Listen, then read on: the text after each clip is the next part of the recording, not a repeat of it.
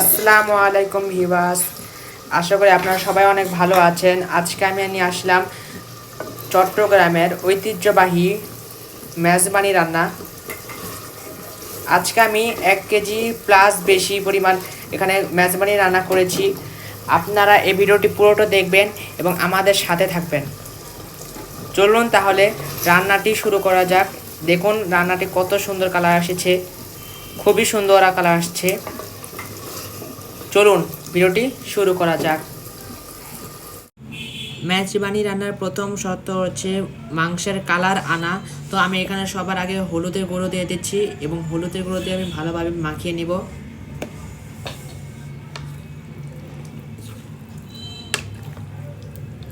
হাত দিয়ে মাখলে ভালো হবে, মাখতে পারতেছি না তো আমি হাত দিয়ে মেখে নিচ্ছি। আপনারা যত ভালোভাবে কালার আনতে পারবেন এর মেজবানি রান্না তত ভালো হবে। তারপর স্বাদ মতো আমি লবণ দিয়ে দিচ্ছি। আপনারা পরিমাণ মতো লবণ দিয়ে দিবেন, টেস্টের উপরে ডিপেন্ড করতেছে। এখানে 1 কেজি বেশি পরিমাণ মাংস আছে। আমি জানি না ভিডিওতে আপনাদের কতটুকু পরিমাণ দেখাচ্ছে। আর আমি প্রথম ইউটিউবার, তো সেজন্য আমার কথাগুলো এটকে এটকে যাচ্ছে, আপনারা ক্ষমা দৃষ্টিতে তাকাবেন। আর এখানে চট্টগ্রামের ঐতিহ্য হচ্ছে তাদের নিজস্ব লোকাল মরিচ দিয়ে তারা রান্না করে, সেজন্য তাদের মরিচের খুব সুন্দর কালার আসে এবং এটা হচ্ছে তাদের প্রথম সিক্রেট। আপনারা চেষ্টা করবেন। আমি এখানে ভালোভাবে মেখে নিচ্ছি। এরপর আমি দিয়ে দিচ্ছি আদা রসুন। এখানে আমি আদা বাটা দিচ্ছি। আমরা অনেকেই আদা রসুন বাটা দিয়ে থাকি, কিন্তু আমাদের এখানে বেশি পরিমাণ বাটা দেওয়া যাবে না মশলা, না হলে এই একবার গ্রেভিটা বেশি ঘন হয়ে যাবে, লেগে যাবে। তার জন্য আমরা এখানে আদা কুচি দেব। আপনার এই থেতলে নেওয়া, এখানে আমরা থেতলে নেওয়া দিচ্ছি, রসুন থেতলে নেওয়া। আমি আবার বলে দিচ্ছি, যদি এখানে আমার কোনো কিছু ভুল মনে হচ্ছে অবশ্যই ক্ষমা দৃষ্টিতে তাকাবেন। আমি নতুন ইউটিউবার, তো সেজন্য সমস্যা হচ্ছে। এখানে আমি 2টি তেজপাতা দিয়ে দিচ্ছি আর দিয়ে দিচ্ছি সাথে পেঁয়াজ কুচি। অবশ্যই আমার ভিডিওতে আমি নতুন, তাই আমাকে একটু প্লিজ লাইক এবং সাবস্ক্রাইব করে সাথে থাকবেন। আশা করি আমি সামনে আরও ভালো ভালো ভিডিও করতে পারবো। এরপর দিয়েছি আমি এখানে 1 কাপের মতো পেঁয়াজ কুচি, আর এখানে 2টি আমি মরিচ দিয়েছি। এখানে ঝাল বেশি হবে, তার জন্য আমি মরিচ অল্প দিয়েছি। আপনার ঝাল কতটুকু খেতে পারেন সেটার উপর নির্ভর করতেছে।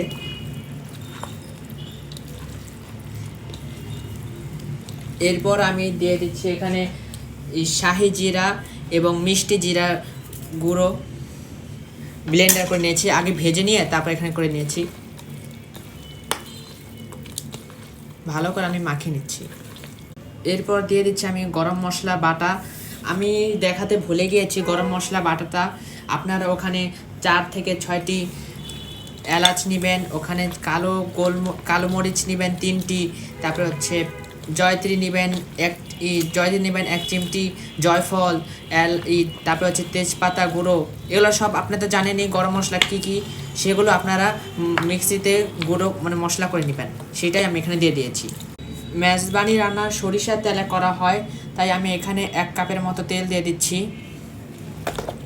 আপনারা সরিষার তেলে রান্নাবেন, সয়াবিন তেল একটু পরে ব্যবহার করা হবে, কিন্তু সরিষার তেল এখানে বেশি দেওয়া হয়। তারপর আমি ভালোভাবে মাখিয়ে নিচ্ছি। যত ভালোভাবে মাখাবেন তত ভালো রান্নার স্বাদ আইডিয়া করা যাবে। এখানে মাখানোর উপরে ডিপেন্ড করতেছে আপনার স্বাদ রান্নার। আমি ভালোভাবে মেখে নিচ্ছি। আপনারা মেখে কমসে কম 30 মিনিট রেখে দিতে পারেন। আমার কাছে এত সময় নেই, তাই আমি সরাসরি করে দেব। আমি আজকে মাটির হাঁড়িতে রান্না করব, আর এমনকি আমি মাটির চুলাতে আজকে রান্না করব। আপনারা চাইলে গ্যাসের চুলায় রান্না করে নেবেন। আমার মাটির চুলায় রান্না করতে খুব ভালো লাগে। আমি এখানে এখন সবগুলো এখানে দিয়ে দিচ্ছি। আমি সব এখানে দিয়ে দিচ্ছি। শেষে দিয়ে দিচ্ছি আমি টমেটো কুচি, এগুলো দিয়ে দিচ্ছি। আপনারা হাতে মাখানো সবসময় চেষ্টা করবেন হাতে মাখানো মাংস রান্না করতে। হাতে মাখানো মাংস রান্না করলে টেস্ট খুব ভালো আসে। শেষে দিয়ে দিচ্ছি থালা ধোয়া জল। আমি যেগুলো মাংস মাখানো যে থালাটা ছিল সেখানে জল দিয়ে মেখে আমি দিয়ে দিচ্ছি। এখন আমি এটা চুলাতে বসিয়ে দিব। চুলাতে আমি তেলটা বসিয়ে দিয়েছি, এখন আমি রান্না করে নিচ্ছি। এখন আমি ঢাকনাটা ঢেকে দেব। এখন আমি অপেক্ষা করছি জাল আসা পর্যন্ত। অন্যদিকে আমি মাংসের জন্য বাগার করে নিচ্ছি। প্রথমে আমি একটু সয়াবিন তেল দিচ্ছি, আপনারা পরিমাণ মতো দেখবেন। আমি এখানে 1 কেজিরও বেশি পরিমাণ মাংসের জন্য এতটুকু পরিমাণ তেল দিয়েছি, আপনারা খাবেন। এখন দিয়ে দেব আমি পেঁয়াজ কুচি এবং সাথে রসুন কুচি আছে। এখানে 1টি কোয়া রসুন কুচি এবং 2টি পেঁয়াজ আছে।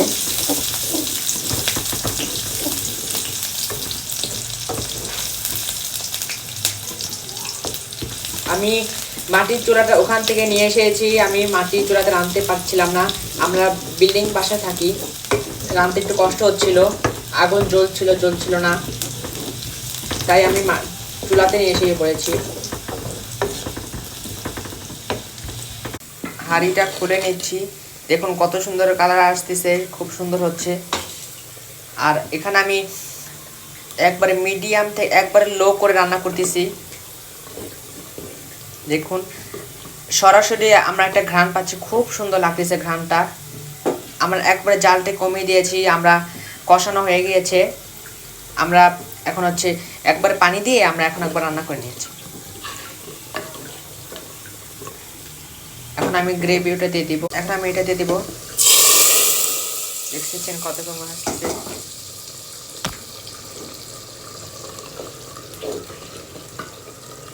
এখন আমি আবার ঠিক হাঁড়িটা খুলে দেখাচ্ছি আপনাদের একটু পরপর করে। দেখুন কত সুন্দর হচ্ছে কালারটা, দেখুন কত সুন্দর হচ্ছে। আপনাকে একটা উঠিয়ে দেখাচ্ছি, কালারটা দেখুন শুধু। আপনারাই বলুন, কথায় আছে না, প্রথমে দর্শনধারী তারপর গুণবিচারী। দেখুন আপনার মোবাইল জানি না কিরকম দেখাচ্ছে আপনাকে, কিন্তু আমরা সত্যিকার দেখতেছি খুব সুন্দর কালার আছে, যে একদম চট্টগ্রামের মেজবানি রান্নার মতো করে খুব সুন্দর কালার আসছে, খুব সুন্দর কালার আসতেছে। হাঁড়িটি আবার ঢেকে দিচ্ছি আমি। দেখুন আমি একবার লো আঁচে রেখেছি, একদম দেখুন লো আঁচে রেখেছি। ঢাকনাটা উঠিয়ে নিচ্ছি আমি। এই দেখুন কত সুন্দর কালার আসতেছে, এখনই খেতে মন চাচ্ছে। একটু পরে আমি সুগন্ধি পাতা দেব, মেজবানি রান্নায় সুগন্ধি পাতা দেওয়া হয়। কত সুন্দর কালার, উপরে তেলটি ভেসে উঠেছে, দেখতেও খুবই সুন্দর লাগছে।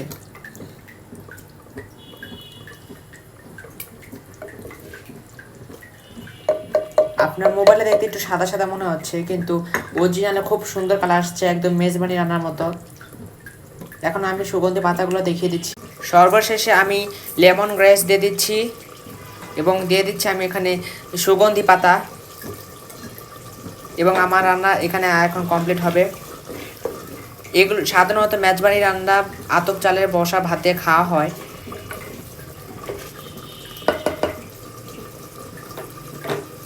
যদি আপনাদের ভিডিওটা ভালো লাগে তাহলে অবশ্যই আমাদের সাথে থাকবেন এবং অবশ্যই লাইক সাবস্ক্রাইব দিয়ে আমাদের সঙ্গে থাকবেন। আসসালামু আলাইকুম।